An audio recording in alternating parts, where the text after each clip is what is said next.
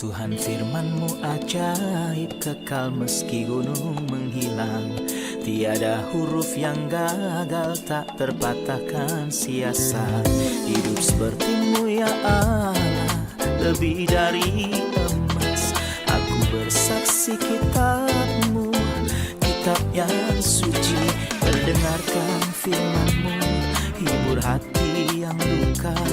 Terangilah langkahku kemanapun ku pergi. Biarkanlah firman-Mu berkuasa atasku. Ubahkanku, bebaskanku, ku mau menyenangkan-Mu. Tuhan firman-Mu ajaib, kekal meski gunung. Ubah dan bebaskan aku, mau menyenangkan-Mu. Orang menilai seorang pengkhotbah yang baik didasarkan pada banyaknya perkataan, pengetahuannya, dan praduga yang dia sampaikan dalam khotbah yang berlangsung setidaknya 1 jam. Bagaimana penilaian Tuhan berbeda dengan penilaian manusia? Dikatakan bahwa kelahiran Kristus membagi sejarah menjadi 2 bagian dan kehidupan dan perilakunya membagi umat manusia menjadi 2 bagian. Dan akhirnya kematian dan kebangkitannya membagi kehidupan setiap orang yang menerimanya menjadi 2 bagian. Jelas bahwa ada perselisihan antara orang-orang Yahudi tentang kepribadian Kristus. Dan tampaknya mereka tidak tahu banyak tentang pribadi Kristus. Namun kita tahu dari nubuat perjanjian lama bahwa ada banyak nubuat tentang Mesias, tempat lahirnya dan kepribadiannya. Ubah dan bebaskan aku, mau menyenangkan-Mu. Salam jumpa pemirsa terkasih, saya menyambut Anda sekalian dimanapun Anda berada dalam episode terbaru program studi harian kita Semua Kitab Suci, di mana kami mempelajari semua kitab dalam Alkitab dari kitab Kejadian hingga kitab Wahyu.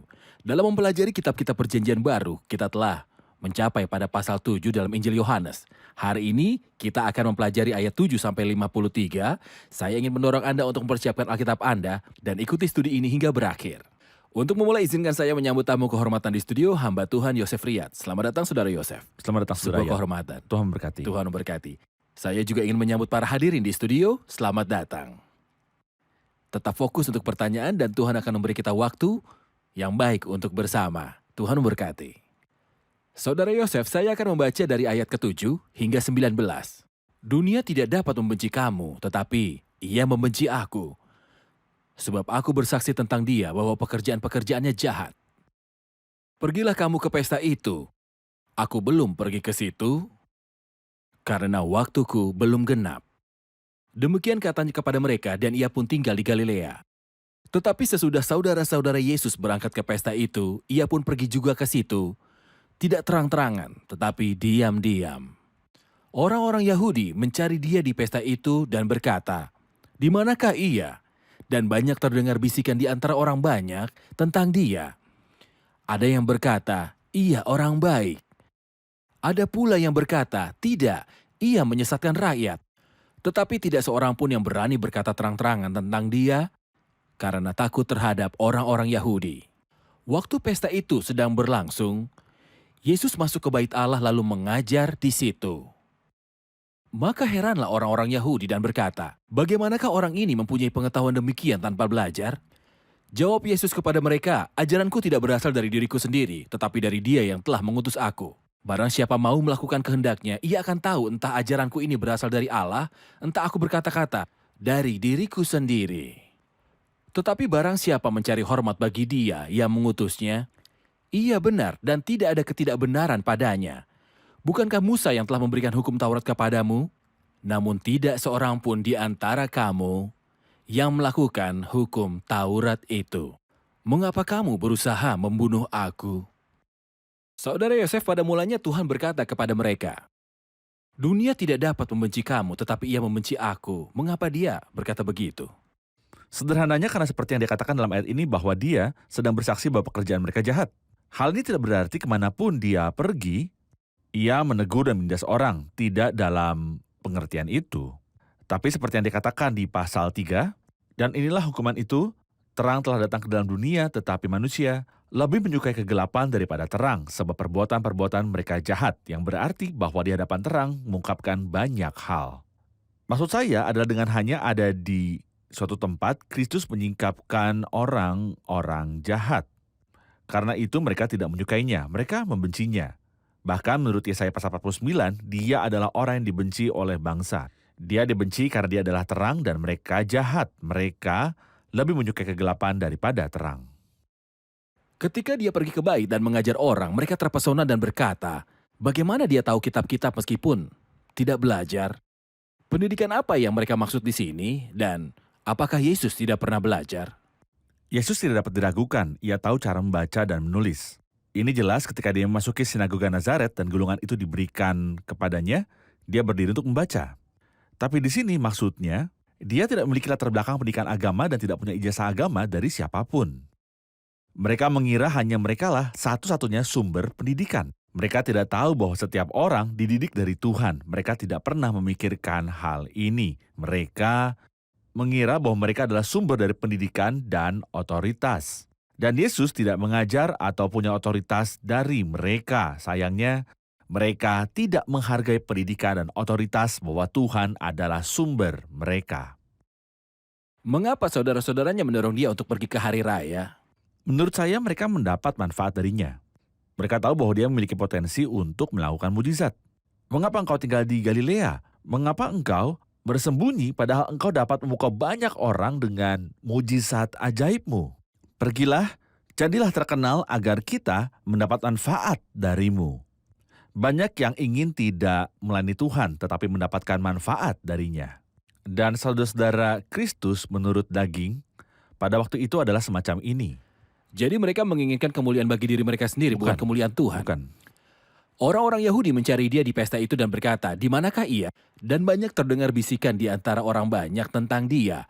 Ada yang berkata, ia orang baik. Ada pula yang berkata, tidak, ia menyesatkan rakyat. Dua pandangan yang berbeda tentang Tuhan. Yang ingin saya tanyakan, apakah dua pandangan tersebut masih ada? Bahkan dikatakan bahwa kelahiran Kristus membagi sejarah menjadi dua bagian.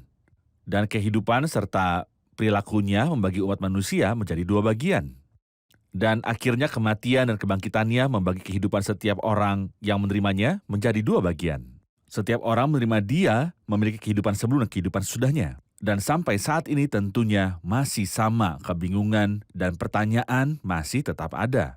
Tetapi betapa bahagianya dia yang telah memilih Kristus sebagai Tuhan dan Juru Selamat. Kita akan rehat sejenak dan kembali untuk menjawab pertanyaan hadirin. Pemirsa terkasih, kami akan kembali setelah rehat.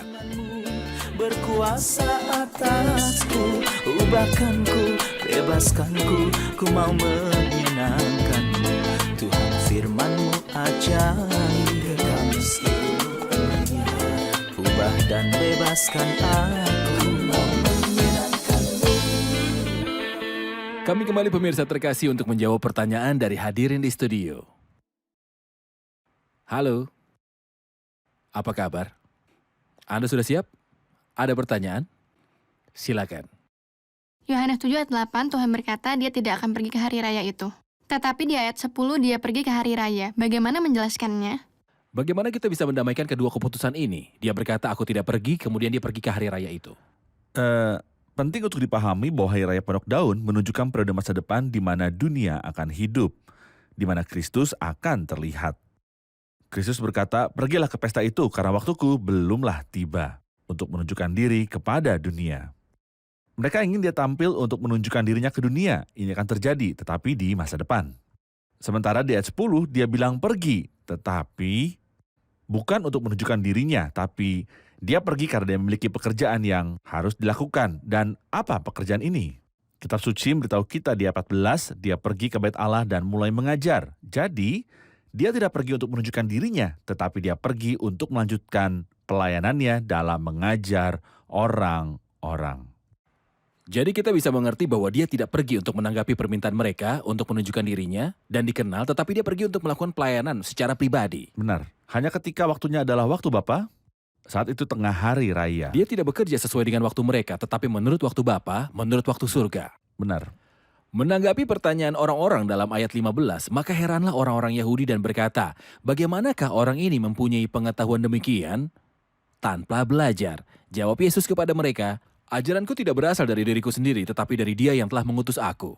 Apa yang kita pahami dari ayat ini? Ajaranku tidak berasal dari diriku sendiri, tetapi dari Dia yang telah mengutus aku. Ini berarti bahwa Kristus tidak berbicara dari dirinya sendiri, tetapi seperti yang dia katakan sebelumnya, Bapa yang ada di dalamku memberiku kata-kata yang harus dikatakan. Dia memperoleh segala sesuatu dari Bapa. Karena kesempurnaannya sebagai utusan darinya dan wakilnya. Jadi apapun yang Bapa ingin katakan, Yesus perkatakan. Jadi jika kita ingin mengambil pelajaran dari hal ini kepada para pengkhotbah firman Tuhan, yang ingin menyampaikan ajaran Tuhan kepada orang lain, bagaimana Anda menasihati mereka dalam menyampaikan firman? Ketika saya berada dalam persekutuan yang nyata dengan Tuhan, saya akan dapat berbicara mengenai firman Tuhan. Dan lebih baik mengatakan apa yang Tuhan berikan kepada saya untuk dikatakan dan tidak menambahnya. Kadang saya merasa khotbah saya pendek dan saya suka membuatnya lebih panjang dan saya menambahkannya. Tapi pesan Yunus sangat singkat, hanya 5 kata dalam bahasa Arab, 40 hari lagi maka Niniwe akan ditunggang balikan.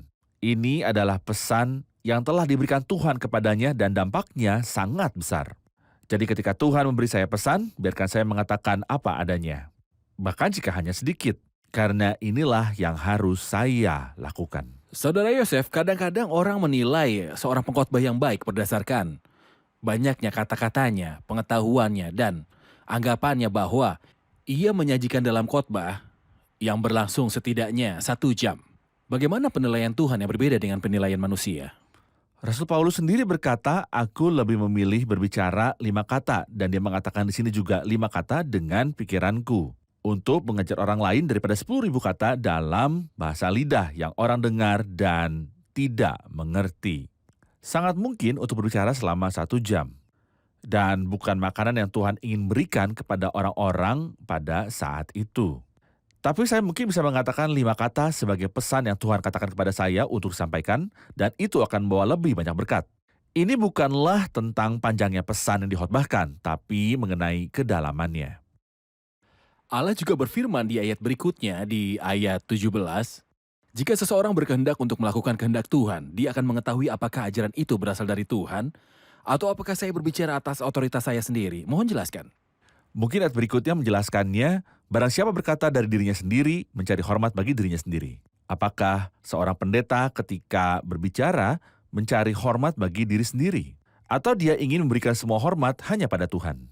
Seperti yang dikatakan Kristus, kamu akan mengenali mereka dari buahnya. Jika seorang pendeta ingin berikan semua kemuliaan bagi Tuhan, untuk memuliakan Tuhan ini berarti bahwa dia diutus dari Tuhan. Saya ingin membaca ayat-ayat mulai dari ayat 20. Orang banyak itu menjawab, engkau kerasukan setan, siapakah yang berusaha membunuh engkau?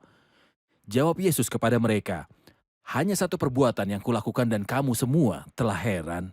Jadi Musa menetapkan supaya kamu bersunat. Sebenarnya sunat itu tidak berasal dari Musa tetapi dari nenek moyang kita. Dan kamu menyunat orang pada hari Sabat. Jikalau seorang menerima sunat pada hari Sabat supaya jangan melanggar hukum Musa, mengapa kamu marah kepadaku karena aku menyembuhkan seluruh tubuh seorang manusia pada hari Sabat? Janganlah menghakimi menurut apa yang nampak, tetapi hakimilah dengan adil. Apa yang dimaksud dengan kalimat, hanya 1 perbuatan yang kulakukan dan kamu semua telah heran? Musa menetapkan supaya kamu bersunat, dan seterusnya. Kristus mengacu pada apa yang dia lakukan di pasal 5 ketika dia menyembuhkan orang dari kolam Betesda. Dia berkata kepada mereka, kamu boleh menyunat seseorang pada hari Sabat supaya kamu tidak melanggar hukum Musa. Meskipun bukan Musa yang menetapkan supaya kamu sunat, tapi itu dari masa para leluhur dari zaman Abraham. Jadi jika Anda menerima bahwa seorang pria dapat disunat pada hari Sabtu, lalu mengapa kamu tidak menerima seluruh tubuh seseorang disembuhkan setelah ia sakit, berputus asa, dan sengsara? Saya menyembuhkan tubuh manusia, jadi apa yang aneh dalam hal itu? Mereka mencoba membunuhnya. Berapa Ya. kali Kristus mengalami pencobaan pembunuhan? Sebenarnya terlalu banyak, tetapi yang disebutkan secara rinci adalah ada 7 usaha dengan 1 yang berhasil, bukan karena perencanaan yang lebih tepat dan akurat, tetapi karena waktunya telah tiba. Kita melihat ada 2 kejadian dari 7 upaya di Injil Matius. Kita melihat 1 di Lukas 4, kita melihat 3 kejadian dalam Injil Yohanes, kemudian salib yang disebutkan dalam keempat Injil. Apa pesan yang akan Anda sampaikan kepada semua orang yang disimpulkan dari ayat 24? Janganlah menghakimi menurut apa yang nampak, tetapi hakimilah dengan adil. Apa pesan yang Anda bawa dari ayat ini? Kita sering menilai dari penampilan lahiriah ini adalah titik lemah kita. Dikatakan mengenai Kristus ketika dia merintah bahwa ia tidak akan menghakimi dengan sekilas pandang saja atau menjatuhkan keputusan menurut kata orang. Salah satu yang menilai dari apa yang dilihat matanya adalah Samuel ketika dia pergi ke rumah Isai. Seperti diberitakan Tuhan kepadanya untuk mengurapi salah satu putra Isai, dia berkata Eliab, sesungguhnya di hadapan Tuhan sekarang berdiri yang diurapinya. Jika dia ingin mengurapi Eliab, tetapi Tuhan berkata kepada Samuel, jangan lihat penampilannya atau tinggi perawakannya, bukan dia yang aku pilih. Juga Daud menghakimi menurut yang ia dengar dari kesaksian dusta Ziba. Tentang Mephiboset, Ziba adalah pelayan. Dan Mephiboset adalah sang pangeran. Kepada siapa Daud menunjukkan belas kasihan dan kebaikan? Ziba bersaksi dusta tentang Mephiboset.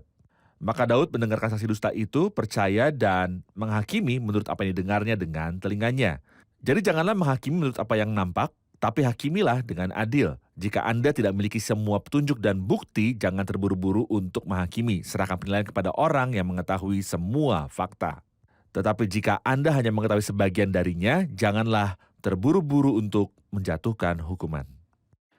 Kita akan lanjut membaca dari ayat 25, kemudian kita akan rehat dan kembali untuk menjawab pertanyaan hadirin. Beberapa orang Yerusalem berkata, bukankah dia ini yang mereka mau bunuh? Dan lihatlah, ia berbicara dengan leluasa dan mereka tidak mengatakan apa-apa kepadanya. Mungkinkah pemimpin kita benar-benar sudah tahu bahwa ia adalah Kristus? Tetapi tentang orang ini kita tahu dari mana asalnya. Tetapi bila mana Kristus datang, tidak ada seorang pun yang tahu dari mana asalnya.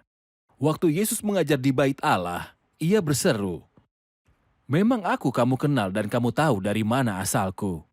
Namun aku datang, bukan atas kehendakku sendiri, tetapi aku diutus oleh dia yang benar yang tidak kamu kenal. Ku kenal dia sebab aku datang dari dia dan dialah yang mengutus aku. Mereka berusaha menangkap dia, tetapi tidak ada seorang pun yang menyentuh dia, sebab saatnya belum tiba. Tetapi di antara orang banyak itu ada banyak yang percaya kepadanya. Dan mereka berkata, apabila Kristus datang, mungkinkah ia akan mengadakan lebih banyak mujizat daripada yang telah diadakan oleh dia ini? Kita akan rehat sejenak dan kembali untuk menjawab pertanyaan dari hadirin di studio. Pemirsa terkasih, kami akan segera kembali. Berkuasa atasku, ubahkanku, bebaskanku, ku mau menyenangkanmu. Tuhan firman-Mu ajaib, kekal seluruhnya. Ubah dan bebaskan aku, mau menyenangkanmu. Kami kembali pemirsa terkasih untuk menjawab pertanyaan dari hadirin di studio. Ada pertanyaan? Silakan. Ya. Dalam ayat 27, tetapi tentang orang ini kita tahu dari mana asalnya. Tetapi bila mana Kristus datang, tidak ada seorang pun yang tahu dari mana asalnya. Jelas ada perselisihan antara orang-orang Yahudi tentang kepribadian Kristus. Tampaknya mereka tidak tahu banyak tentang kepribadian Kristus. Namun kita tahu dari nubuatan perjanjian lama bahwa ada banyak nubuatan tentang Mesias, tempat lahirnya dan kepribadiannya. Tolong jelaskan tentang ini. Apa komentar Anda? Bukankah mereka benar-benar tahu di mana Kristus akan dilahirkan, kapan dia akan datang, dan di mana dia akan tinggal? Komentar saya adalah saya bersyukur kepada Tuhan. Ya, Terima kami kasih, juga Tuhan. bersyukur kepada Tuhan. Tentu. Mengapa kita bersyukur pada Tuhan? Bagi orang-orang Yahudi yang terkhusus untuknya Kristus telah datang, sayangnya begitu mengabaikan tentang Kristus terlepas dari kejelasan nubuatan tentang dia. Saya akan memberikan Anda sebuah contoh. Kristus bertanya pada mereka, apa pendapat Anda tentang Kristus? Anak siapa dia? Mereka tidak tahu. Mereka tidak tahu, mereka berkata anak Daud. Jawabannya benar tapi sebagian. Dia berkata pada mereka, bagaimana mungkin Daud dalam roh memanggil dia Tuhan sambil berkata, Tuhan berfirman kepada Tuhanku. Mereka kebingungan. Banyak hal yang jelas dalam nubuatan, tapi mereka tidak mengerti. Pertanyaan adalah mengapa? Saya pikir, jika Anda percaya, maka akan dapat memahami dan melihat. Jika Anda menolak untuk memahami apa yang telah Tuhan berikan pada Anda, maka Tuhan tak akan mengungkapkan lebih banyak pada Anda dan Anda akan tetap acuh dan juga buta. Jadi menolak wahyu yang paling sederhana akan menghalangi saya dari pemahaman yang lebih dalam. Tepat. Mereka menolak banyak tanda. Kristus melakukan banyak tanda yang menegaskan bahwa dia adalah Mesias dan mereka menolak itu. Pada saat itu, otak mereka tetap tersumbat. Hal-hal jelas tetap tidak jelas. Hal yang aneh dalam ayat ini adalah yang mereka katakan tidak ada yang tahu dari mana ia berasal. Jika Anda pergi ke ayat 42 dari pasal yang sama, karena kitab suci mengatakan bahwa Mesias berasal dari keturunan Daud dan dari kampung Bethlehem, tempat Daud lalu tinggal. Jadi mereka tahu. Mereka tahu. Lihat bagaimana Kristus menjawab mereka. Memang aku kamu kenal, dan kamu tahu dari mana asalku, namun aku datang bukan atas kehendakku sendiri. Jadi dia tahu pikiran mereka, dan dia tahu bahwa mereka adalah pembohong, dan dia menjawab di ayat berikutnya meskipun mereka bicara satu sama lain, bukan dengan dia. Saya ingat perkataan batu yang dibuang oleh tukang bangunan. Orang-orang yang memiliki pengalaman dengan batu. Pepatah ini tidak Benar. berbicara tentang keahlian lain. Seperti petani atau Bukan petani kebun tentang anggur. petani. Tepat. Maksud saya jika petani menolak batu, Mereka dapat dimaafkan. tetapi mereka adalah pembangun. Siapakah pembangun yang menolak batu itu? Para pemimpin bangsa. Pemimpin bangsa adalah tukang bangunan. Dan sayangnya batu mulia itu datang kepada mereka dan mereka menolaknya. Mereka menolaknya.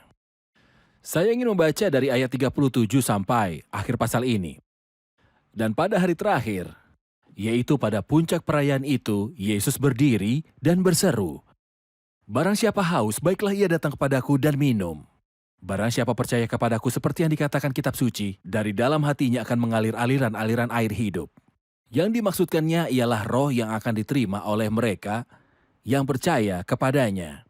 Sebab roh itu belum datang karena Yesus belum dimuliakan. Beberapa orang di antara orang banyak yang mendengarkan perkataan-perkataan itu berkata, "Dia ini benar-benar nabi yang akan datang." Yang lain berkata, "Ia ini Mesias." Tetapi yang lain berkata, "Bukan, Mesias tidak datang dari Galilea." Karena kitab suci mengatakan bahwa Mesias berasal dari keturunan Daud dan dari kampung Bethlehem tempat Daud dahulu tinggal. Maka timbullah pertentangan di antara orang banyak karena dia. Beberapa orang di antara mereka mau menangkap dia, tetapi tidak ada seorang pun yang berani menyentuhnya. Maka penjaga-penjaga itu pergi kepada imam-imam kepala dan orang-orang Farisi yang berkata kepada mereka, "Mengapa kamu tidak membawanya?"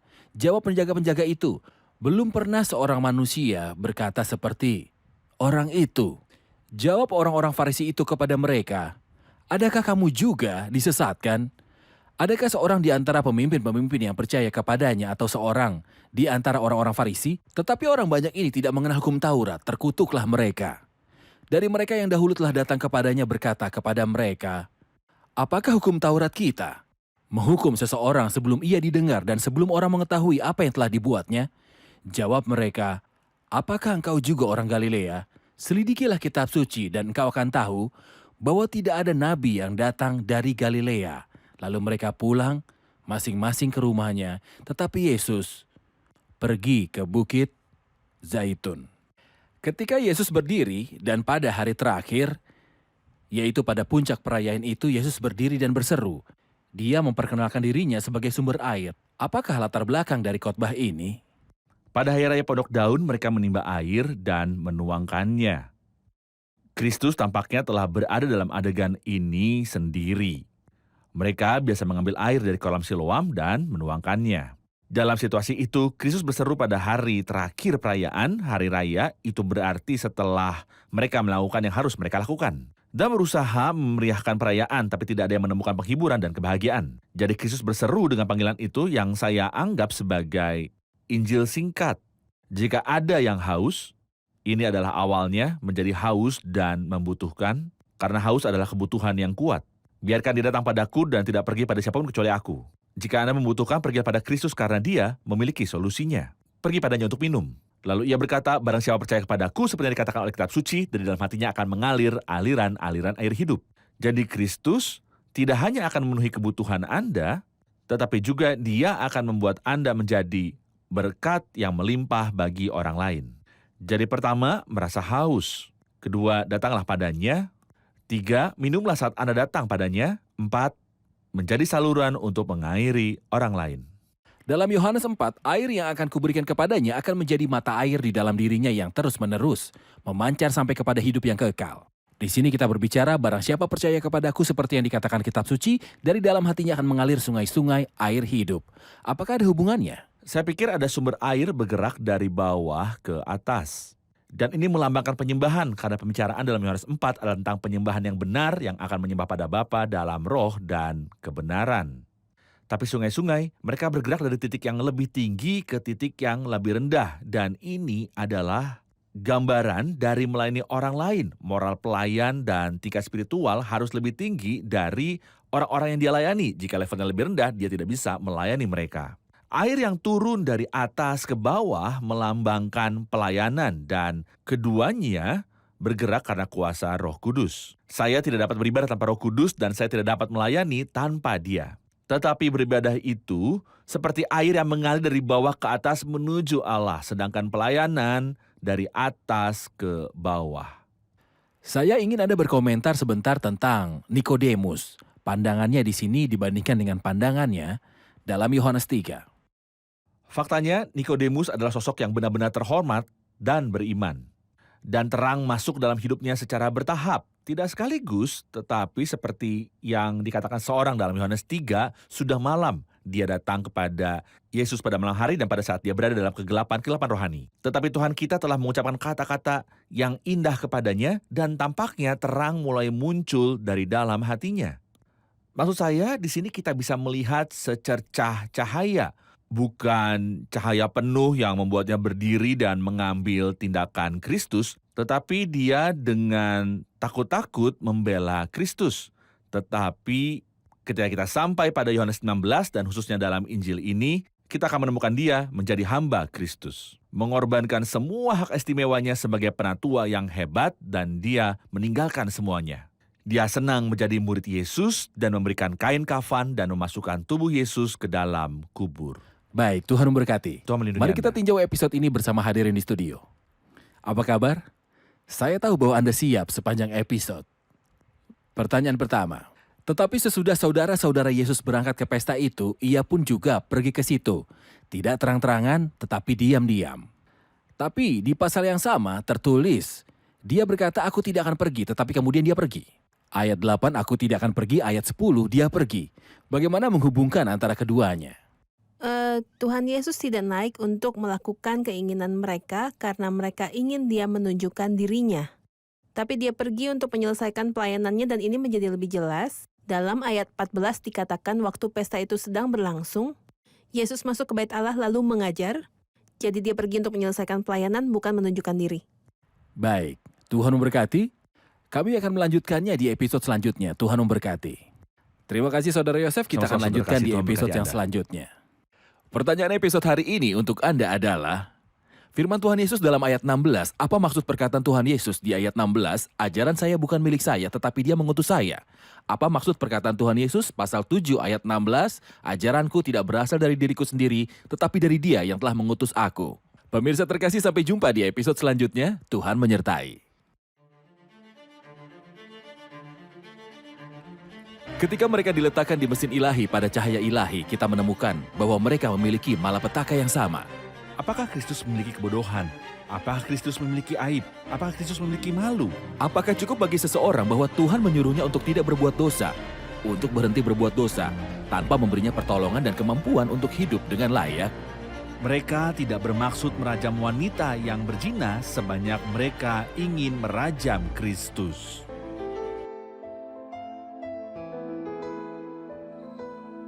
Tuhan firman-Mu ajaib, kekal meski gunung menghilang. Tiada huruf yang gagal, tak terpatahkan siasat. Hidup seperti-Mu ya Allah, lebih dari emas. Aku bersaksi kitab-Mu, kitab yang suci. Mendengarkan firman-Mu, hibur hati yang luka. Terangilah langkahku kemanapun ku pergi.